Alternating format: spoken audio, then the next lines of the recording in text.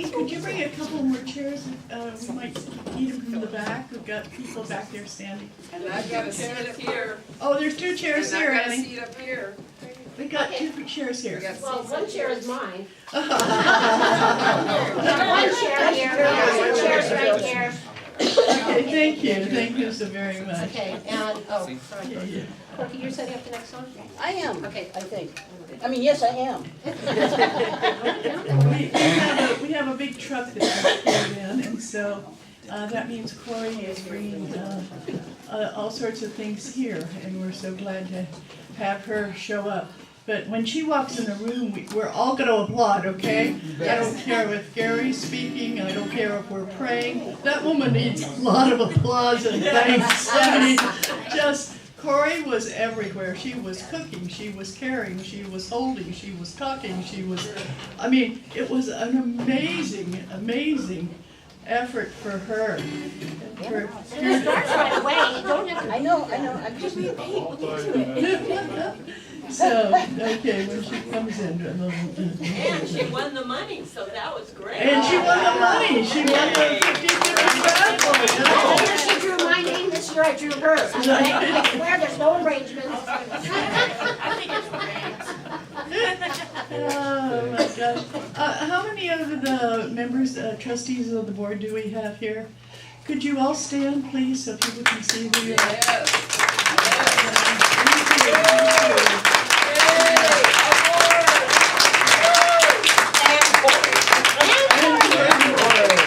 Is she walking in yet? No, I doubt it. Oh, here she goes. There she comes. Here she comes. Here we go. Are you ready? Here we go. Yay!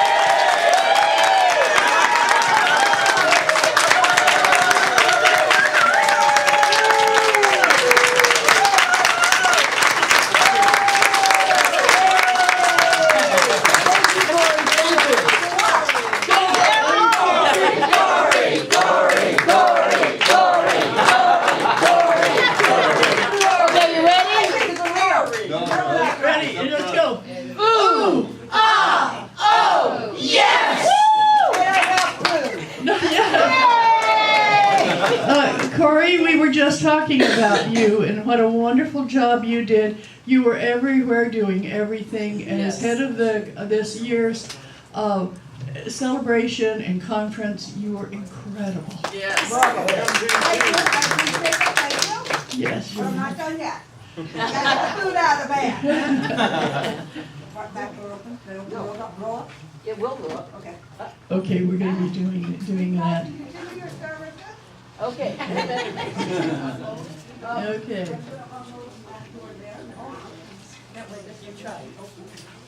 And for those of you who might not live in the San Jose area, we had quite a deluge in the middle of the night.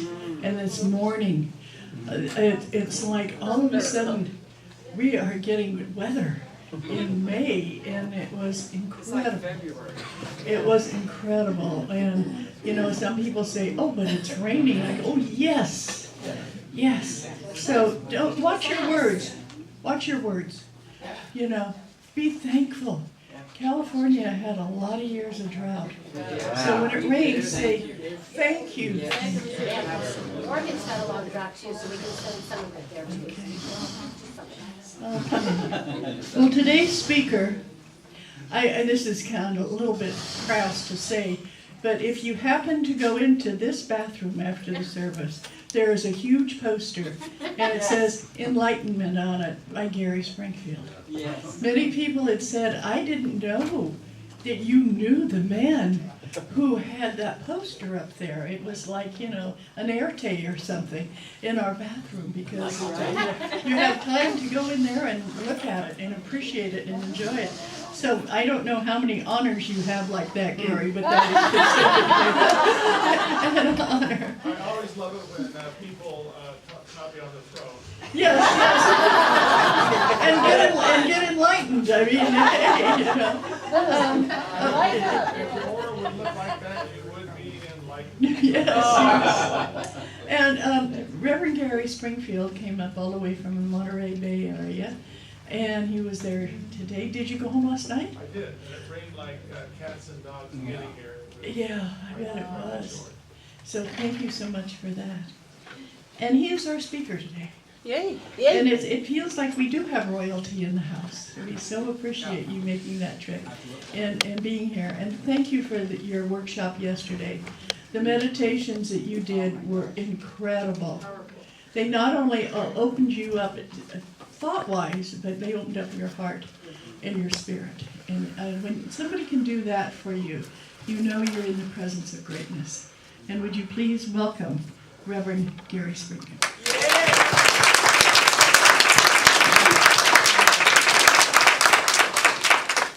And as they say, the podium is yours. Do you want to stand behind here, or do you want to just be out there? We'll start here and Okay. Okay. we dance down the aisle. I love it. Yesterday he said he sent an email to get You should just go to his, or just go to his website. Okay, good. What's in the email? It's just GarySpringfield.com. I first of all noticed on the little flyer for my talk, this handsome-looking unbearded man. I thought, well, Who's the dude? Yeah. find that fine picture? Photoshop.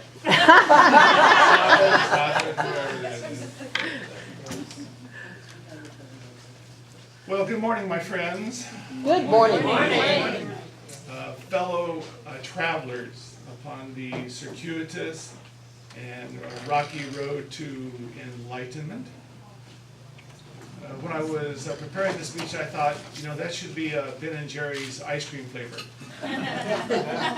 Rocky road to enlightenment, 2 scoops, and you're into the light.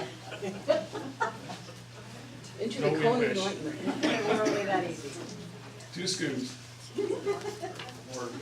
On behalf of the Universal Church of the Master, again, 111 years of service to humanity.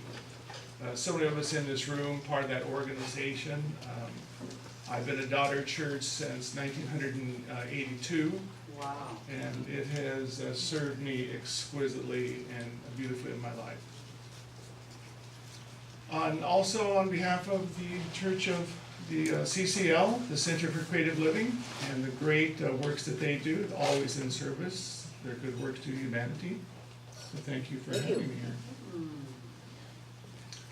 I would also like to welcome into the room any spiritual beings who are hovering around, and we know there's probably quite a few, especially some of those who may have history with UCM and this great organization, so we welcome you. I'd also like to welcome the Angels of Light and all of their loving service, of course, to humanity and the great service to the One Most High. I was first introduced to angels back in 1982 in Carmel, California, by Reverend Dory D'Angelo, the Angel Lady of Carmel. She was my sponsor. And when I met Dory, she was all of maybe 5'3", shock of beautiful silver hair, and she had full perception of the angelic kingdom. And people from all over the world came to Dory for healings. And as she introduced me to angels, she said, now Gary, there are literally millions of angels out there, and most of them are unemployed because humans refuse to call upon them. Oh, no. Yeah. And she said the way that we call on angels is we thank them, first of all, gratitude. Dear angel, thank you for bringing prosperity into my life. Dear angel, thank you for my relationship and wholeness. Dear angel, thank you for spiritual illumination within and around me. And so it's in this, of course, feeling of gratitude that the angels are there to serve us quickly. She always said that one of her favorites, of course, was the parking angel. Dear angel, thank you for the parking spot. I was always, dear angel, thank you for the fat bank account. That gives you a picture of a little chubby angel for the fat guy. Could be, could be. That reminds me, often some people say that I have a very obese aura, and I say, well, thank you very much. So I'm kind of a chubby little guy too. The other beautiful thing about Dori D'Angelo, the Angel Lady of Carmel, when she introduced me to angels, I was really enamored of her and her work. It's probably the first living saint that I truly met on the planet. And I decided to follow her around, almost like a little puppy dog. And she was 82, and I would take her everywhere. And she always wore these beautiful pastel gowns that went clear down to the floor. And when she walked, it looked like she was gliding, like an angel. And I remember I would take her to Safeway sometimes to go shopping. And I'd be pushing a little cart down the aisle, and Dory would be beside me. And we would get down one aisle, and we would look, and people behind us were peeking around the aisle to see what was that angelic presence that just went by. So she was quite a force of grace. I remember I took her up to Marin County for a workshop one time. And this was probably 6-7 months into my work with Dory. And after the workshop, she came to me and she said, "Gary, do you want to know the secret?" Well, of course, I almost melted. Heck yeah. Only being with a saint for 6 months and you get to know the secret, I thought, oh my gosh, I truly was aghast at the possibilities. And she said, "Gary, when I do a lecture or a healing, my words keep their minds occupied as my heart reaches out and heals them." And I knew that that was the secret. I knew that was the secret. My mind, my words keep their mind occupied as my heart reaches out and heals them. And she demonstrated that for us one day when we were doing an angel healing service in Carmel. There was about a group of probably 30 or 40 in a circle, and she was always at the head. And the back door slammed open, and 3 big bikers came walking, waltzing in, and everyone in the room was kind of, quaking. And immediately Dory was up like a little jack-in-the-box, and she was walking back, gliding across the floor like an angel. And you could see this feeling of profound love just starting to emanate from her. It was palpable, just emanating. And as she got closer and closer to these big boys, all of a sudden she stopped in front of them. She said, "Welcome, boys. It's so wonderful to have you." And like a grandmother that has finally welcomed an errant child back into the fold of grace, these boys just melted. And all 3 of them, "Oh, it's so nice to be here." And so we set them down in the angel healing group, and they participated. And it was another demonstration of her great work of love. Quite an amazing woman. When I look out across a group such as this, the word comes to me of conclave. Conclave. And the definition of a conclave is a group of wise, spiritual, and illuminated beings who come together to share wisdom and truth with each other.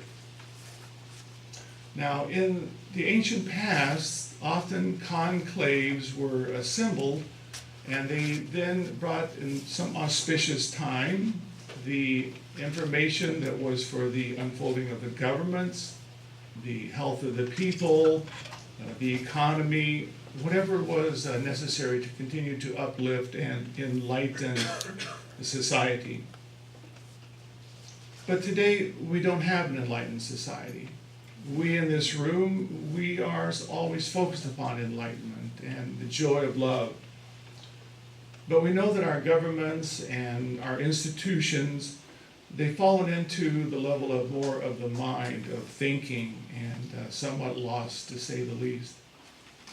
And so it's not an enlightened society that really welcomes the gathering together as an enclave such as this, and a conclave that is filled with light to give them truth and wisdom.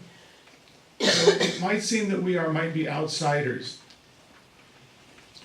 But I have found in my life that, just as Dory said in her, I guess, giving me the gift of wisdom, the truth is the key, love is the key, that whenever I have met darkness and come upon it, I've never resisted it. I've learned to allow myself to even kind of flow in and through it and non-resistant, and feel what is inside. And in any darkness that I've ever allowed myself in my reading work and my spiritual work to literally flow into, as I always moved ever deeper and deeper, I always found at the core something that wasn't love. And I remember I was up in Oregon, and I was doing readings at that particular time, and I got a call from an individual and said that they had a friend who was somewhat bipolar, even maybe a little schizophrenic. And I said, well, I'd love to go there and see if I can assist in some way. So when I showed up and knocked on the door opened and all the hair on the back of my neck just stood up. I went, uh-oh, something's here. So I walked in and I sat down with this middle-aged, probably maybe 50s woman, and she was pleasant, but then as we sat down in a reading space, I across from her aura began to shimmer, and it kind of shimmered off to one side, and sitting in the chair in front of me was ancient evil. And it looked at me like I was dinner. And I thought, uh-oh, what am I going to do? And I knew in all my work up till then that I had been learning about darkness, how to dance with the darkness, how not to resist it.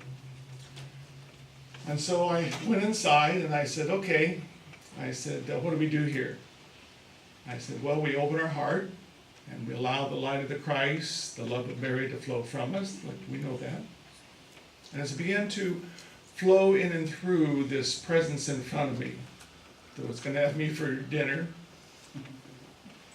I kept allowing myself in non-resistance, even in loving acceptance, just to keep going. And as I was weaving ever deeper and deeper, I finally began to return somewhat back to the past. And I found the image picture of a young child, maybe a year and a half old, and they were lying on the floor in a puddle of feces and urine, and the fridge was open, and there was no food.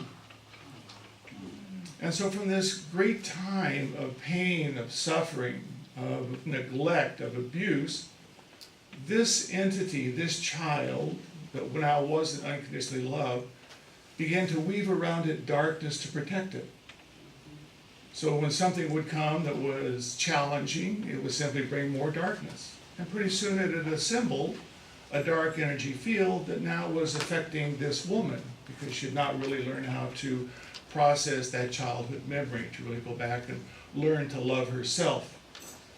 And so as I was continuing to stand there, I brought the angels of light and the divine being I am through the Christ into that situation. And as I stood there in that room, back there in time-space, because we know in spirituality there is simply no future, no past, the eternal now. As I stood there in that space with that child and opened my heart and allowed the divine light to flow through me, it literally began to flow in and through that child, and it took it back to a time before it was ever abused. And that moment, love reawoke within that childlike nature. And that moment, this dark presence shimmered and just disappeared like smoke, and this woman, she just kind of once again showed up back in the room. Now, I don't know if she was completely healed, but I know that it made a great difference in her life, because there was now the freedom of really learning to be who she is. Now, the reason I tell this story is because my feeling is that there is, as I said yesterday, a web. It is like a, if you will, a beautiful gossamer web of living light that underlies all creation. It's the gossamer web of living light that is the mind of God. And it's always in perfection. It always vibrates in truth. But we were given free will to dance upon that web of light. So that as gods now, simply separating ourselves out from the divine, we could learn about the good, the bad, the light, the dark. And by playing within the fields of polar opposite, we could begin to make choices of karma. That when we put out negative or bad energy, we receive that back, lifetime after lifetime. When we put out feelings of love and grace and glory, we receive that back. And so we learned, as we have most of us in this room, that when we simply emanate love and joy and peace, and that is the vibration from the field around us, it then mirrors that back in the world we meet. And if there's some emotion of loneliness or fear or worry within us, it will simply vibrate out, and some individual or some incident will mirror that back to us, because we're just meeting ourselves. And so this web of living light that underlies all creation is even within the governments today. It's within all societies today, all institutions, within every human being. Even the terrorist wants to be loved. They've been put into a situation where sometime love was not there. Unconditional love and truth was now taken away. It would feel like to me that I would become a terrorist to try and survive. But that's not my karma. My karma is I've already done that many times over, you can be assured. I like to say I'd hewed, hacked, and slayed with the best. But when we know that this web of living light really underlies as the fabric of all creation, as the heart, the mind of God, that if we are emanating from us the vibration that is this emanation of the web, which is love, it is the clear and powerful focus, the intention, the steady mind, as we talked about yesterday, held upon the profound feeling of love. It creates a vibration that we call the Christ consciousness. Not a person, but a quality of energy. And as the Christ energy, like a nuclear wave, begins to vibrate out from our field, it's going to vibrate into this web of living light that is the governments. It is the institutions. It's the workplace. It's the marketplace. It's where you are each and every day. And so we individually are the conclave. And as we up our practice, as we become more disciplined, dedicated to know that we are the ones that are here to make the difference, not by fighting against the darkness or disliking the darkness, it will only harden it and crystallize it. If we can allow this vibration to come from us, it will be like an earthquake. It will begin to move upon that web, and it will begin to re-enliven it, to quicken it. And as it quickens, the darkness will fall away. And so we don't have to fight the darkness. We don't have to try and get rid of it. From the truth of an energy field that is the Christ consciousness, the divine marriage of power and love as they come together within us. As we talked about yesterday, the heart chakra opens, and from out of it, source oneness emanates. And it touches the facets of the star tetrahedron, the Christ energy. And as that energy flows from us, we now are the living embodiment of the Christ, where no thing can deny us. And as we're emanating that in conclave, as we are today, in our workplace, wherever we go, we're going to be changing the governments. We're going to be healing the environment, not because we're fighting against it, disliking it, judging it. We know there's an issue. We know there's a problem. We're not sitting at home on our duffs doing no thing. We're very active in our daily jobs, in our lives, in our associations every moment. We know that we're here for a purpose. And our purpose is to bring light to earth. We all know that. We all know that it just sings in our hearts. Can I be more loving and gracious and giving and sharing to everyone I meet? Can I continue to cleanse and to purify my field so that I've now found the darkness within me, the loneliness, the fear, the worry, and as I go through it and love myself, the darkness disappears. And just like that beautiful aura that you get to see in the bathroom as you now maybe go and visit the throne room, you will you'll see that the aura can be an absolutely scintillating and a glorious emanation of pure light and glory, because it was originally created by the great and divine being you already are. It simply is now seeking to reflect itself within physical form. And the only thing that disallows the great being you are to fully live fully within form is love. Because sometime, somewhere in your early childhood, someone did not love you unconditionally. Not bad people, we're not judging them, but because unconditional love wasn't there, you felt sometimes judged or criticized or maybe disliked. It created a counterclockwise spiral. No longer living, L-I-V-E, in love, but the counterclockwise spiral of live spelled backwards, E-V-I-L, which creates emotion. Emotions of fear, that's the first emotion.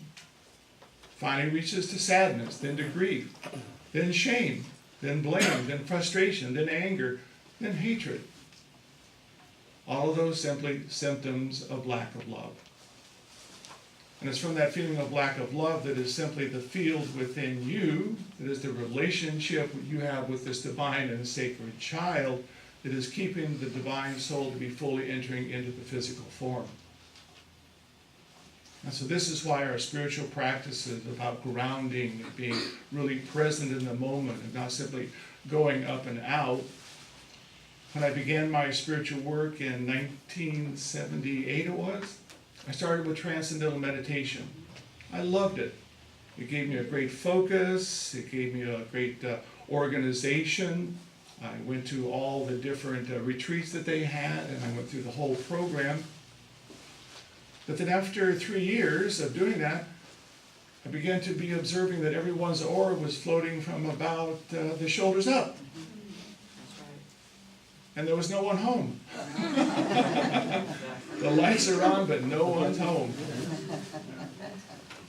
And great, generous, loving people. I truly adored my work with it, but that's when I met Dory. And she said, it's not about the mind.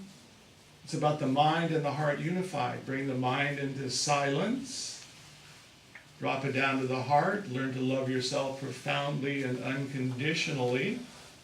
And in your self-love, you no longer need something in the world. You're no longer looking for validation or money or recognition or power. And you can be trusted with all then the powers of heaven, because it will simply be in service to the divine. And that's when the divine literally begins to awaken within you. This energy field within the heart, the jewel in the lotus, which is the symbol of the star tetrahedron, this prismatic union of divine mind and sacred heart, as this prismatic force literally is established as a light wave energy here within the heart. It opens up a sacred doorway into the interior of spirit, and from out of the void, spirit arising forth as an eternal spring through you, you become literally the living light of the Christ. The aura shines with a brilliance and a radiance that no thing can resist, because it resists no thing. It sees only one thing, the web of living light of truth and God within all creation. And that's why when Christ was healing, it wasn't an attempt to try and change someone or make them different. It was simply the emanation, this field that was the same vibration as Source God. And as he then came in contact with someone who needed healing or wanted healing, it simply revibrated once again that feeling of God truth within them. But once they awoke, he said, go forth and sin no more. Because if you sin, you simply put back upon the web of living light ignorance. Not bad, simply ignorance. And it's that ignorance that creates counterclockwise spirals that become amassed within the culture of our civilization, within our governments, our institutions, and now affecting the environment. But we have the solution. We are the solution. You already are the Christ. It's already established within the higher being you are. is simply learning to love yourself profoundly, so profoundly that the inner doorway opens to that which is yourself, spirit, that now breathes through you, and through starlight, sunlight, radiance, we do change the world rapidly and beautifully because it's love. So I can't thank you enough for being here today and talking with you about this work and the great work of UCM and CCL. It's a great pleasure. When Corey called me and asked me if I wanted to do this, I thought, wow, this is quite an honor, unexpected. So thank you, Corey. I'm very, very honored to have you. Thank you. Indeed we are. Yes.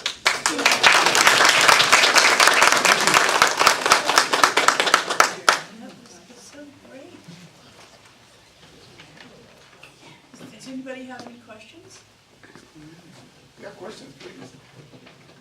Or answers. The question, I grew up down in the Monterey area. I did see you down there a couple of times. Down there, I was with John 23rd at the time. Did you come to one of the angel workshops? Yeah, I did. Nice. What's your name? David. David. I look much more handsome and young then, but I was still there. I had hair then. You had hair? Nice to meet you. Pleasure, my friend. Thank you so very much. Thank you.